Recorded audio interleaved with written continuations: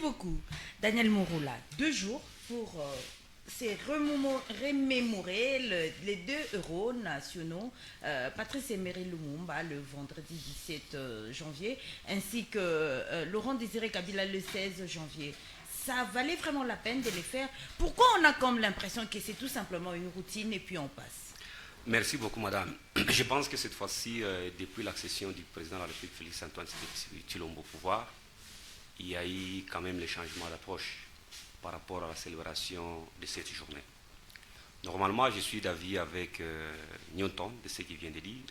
La logique serait qu'à cette occasion, cette célébration, on devrait d'abord définir l'idéologie et de comprendre quelle a été la philosophie de ces 2 héros, entre autres Lumumba, qui a donné sa vie pour ce pays, qui a dit non à l'impérialisme, et pour lui l'approche était l'approche panafricaniste, où les Africains doivent jouir de leur liberté, les Africains doivent imprimer leur modèle de gouvernance, et dire non, si réellement, parce qu'ils ont été torturés, exploités par les colons, les pays colonisateurs de notre République démocratique du Congo, c'était les Belges. Ils ont pillé nos minéraux, ils ont pillé nos ressources naturelles, ils ont torpillé, ils ont même détruit l'éducation de notre pays. Donc cette lutte de Lumumba qui a été soutenue par Laurent Désiré Kabila, qui a aussi dit non à la dictature, surtout des Occidentaux. Parce que leur approche, c'est de changer l'approche des colonisations, où nous avons quitté, nous avons gagné la souveraineté de notre pays, mais nous sommes restés un pays donc dépendant surtout de l'Europe, que ce soit sur le plan technologique, que ce soit sur le plan économique, que ce soit sur la dimension de gouvernance. Alors, mais d'emblée, je crois qu'on devrait faire le jumelage par rapport à la situation politique de notre pays aujourd'hui. C'est la conséquence de cette lutte de M. Laurent Désiré Kabila, qui a dit non aux impérialistes.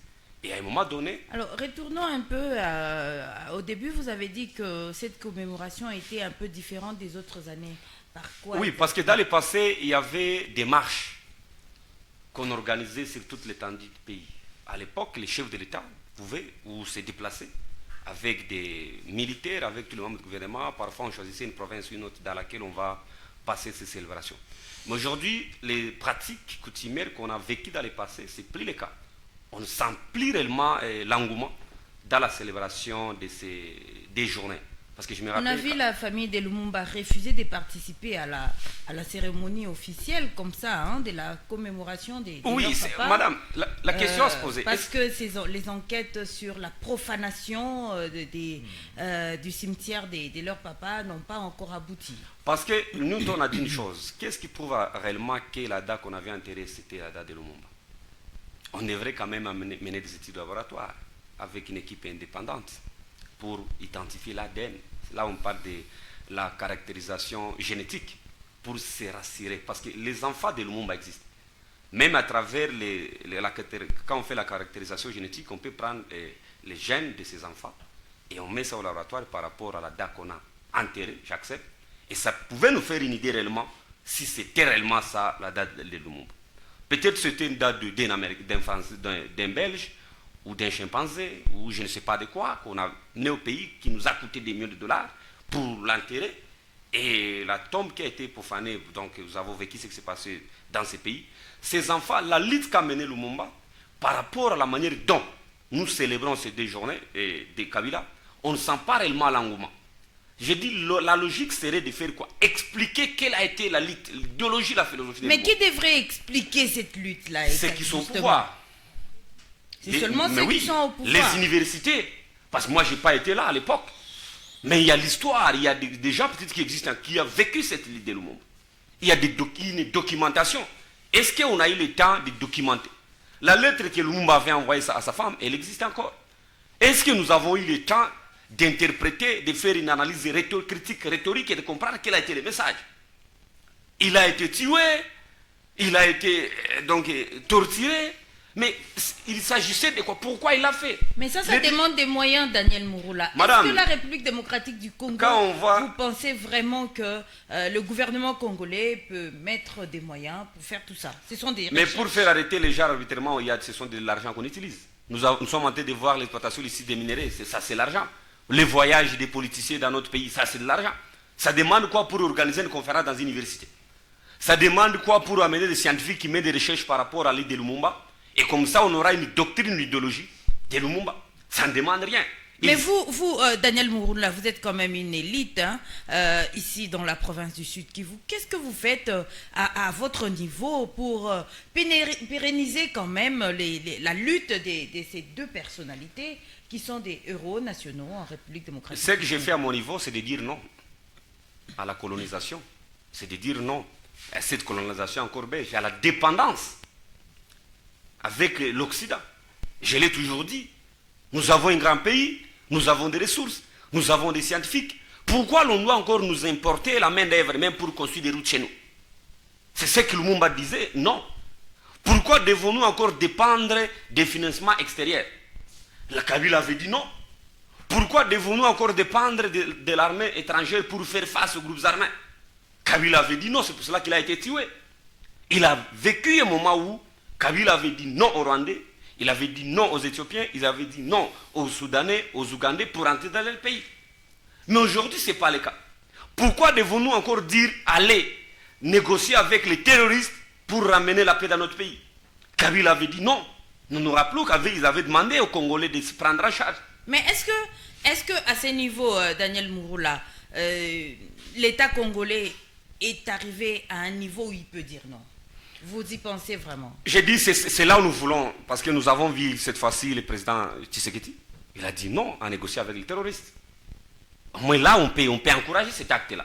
C'est de ces Congolais-là qui... Mais il négocie avec le Rwanda. Le Rwanda, il dit nous allons nous mettre sur une table et comprendre pourquoi est-ce que vous exploitez illégalement les minés dans notre pays. Parce que les différents dialogues... Mais est-ce que le Rwanda a déjà donné une réponse par rapport à sa question? Le Rwanda, pourquoi le Rwanda hésite? C'est parce que le Rwanda aussi est utilisé par les multinationaux. Donc les impérialistes. C'est ça. C'est ça, en fait, le grand problème. Parce que dès lors qu'on fait la négociation avec les M23, ce ne sont pas les gens que vous voyez, les betteraves ici, moi et d'autres. Ce sont toujours ces gens qui ont pillé notre minerai. Et ils ont dit, ok, nous vous laissons la souveraineté de votre pays, mais vous restez avec une économie extravertie, qui dépend encore de l'extérieur. Il y a l'FMI, il y a la Banque mondiale, il y a d'autres institutions, et donc au niveau international, qui nous colonisent d'une manière indirecte. Et nous devons être en mesure de dire non, nous avons l'or, nous avons la forêt, nous avons des ressources halieutiques et consorts. Est-ce qu'on peut mettre en valeur ces ressources-là tout en disant non à cette exploitation illicite? Mais que faire pour arriver effectivement à dire non et ne plus avoir une économie extravertie? C'est avoir des responsables et des citoyens patriotes. Okay. Avoir des députés qui peuvent dire non. Avoir donc les ministres qui ont l'amour de la patrie.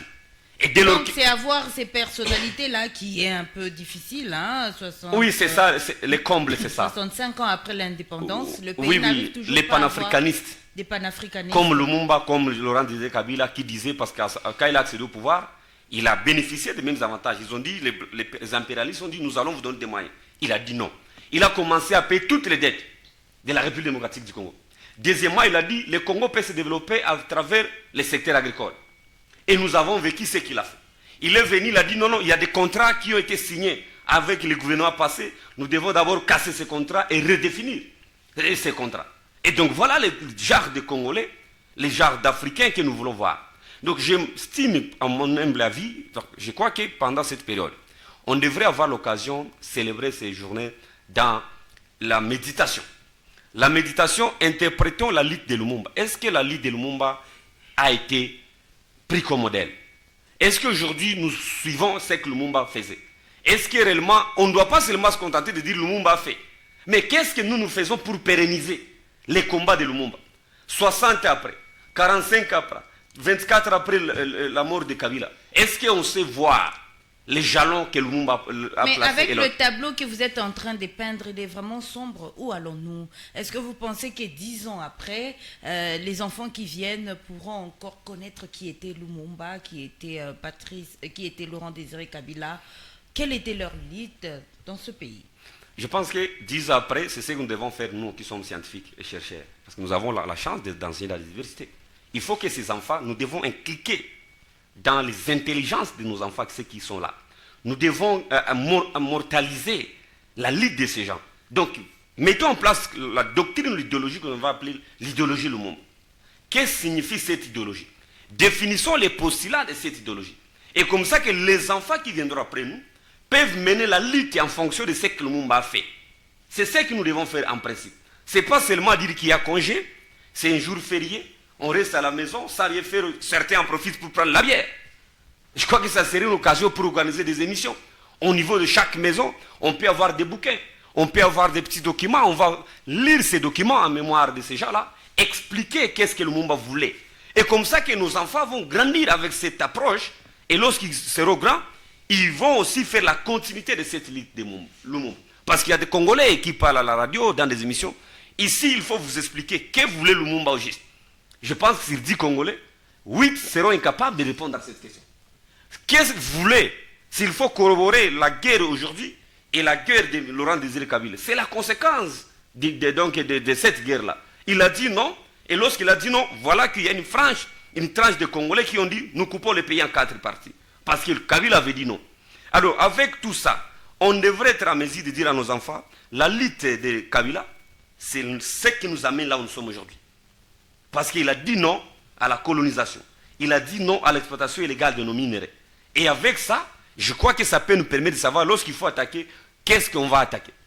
Donc, ça demande une mutualisation des forces. Ceux qui sont au pouvoir doivent comprendre cette approche. Ceux qui sont dans les universités, ceux qui sont à la société civile doivent comprendre cette approche. Et ceux qui sont dans les partis politiques, je crois, les partis politiques devraient se fonder sur les 2 doctrines-là, les 2 philosophies.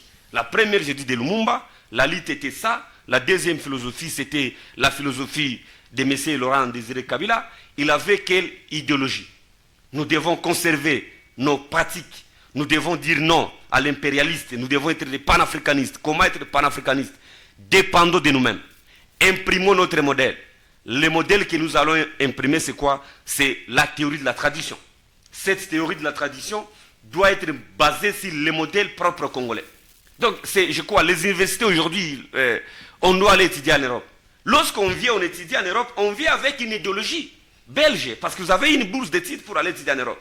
On va vous apprendre la géographie de la Belgique, donc au détriment de la géographie de notre pays, où on va nous apprendre la cartographie écologique de la Belgique pour s'explorer l'agronomie. Mais en RDC également, on étudie la géographie occidentale, Daniel Bouzila. C'est ça le problème. Nous étudions aussi l'histoire française. La réforme, c'est à ce niveau-là qu'on doit se dire non. Pourquoi l'enfant doit étudier l'histoire, l'histoire française? On doit étudier les gens d'Arc et consorts. Alors qu'il y a des gens qui ont mené la lutte dans ces pays, comme Lumumba. Pourquoi on ne peut pas focaliser notre idéologie? Pourquoi on ne peut pas focaliser notre pensée sur le modèle CD0? C'est parce qu'ils ont dit non blanc. Et dès lors qu'on aura toujours des présidents, on a dit, il y a quelqu'un qui a dit, lorsque vous verrez qu'un président félicité par les impérialistes et les occidentaux, donc ce président est faible. Et lorsque vous verrez un président de la République haï par les impérialistes, ça veut dire que ce président est fort parce qu'il ne protège pas leurs intérêts. Et c'est ça le comble dans notre pays. On ne doit pas continuer à prêcher, à célébrer, à rester à la maison, parce que les pays pauvres, normalement, ne devraient pas avoir des jours fériés. Parce que nous n'avons pas encore atteint le niveau qu'il fallait atteindre. On peut se dire, ok, comme ça, comme si on va continuer dans la routine, les 2 jours-là, les 16 et les 17, que ce soit des jours ouvrables. Au lieu de rester à la maison, prendre la bière, il y a d'autres qui en profitent pour faire les désordres dans la maison.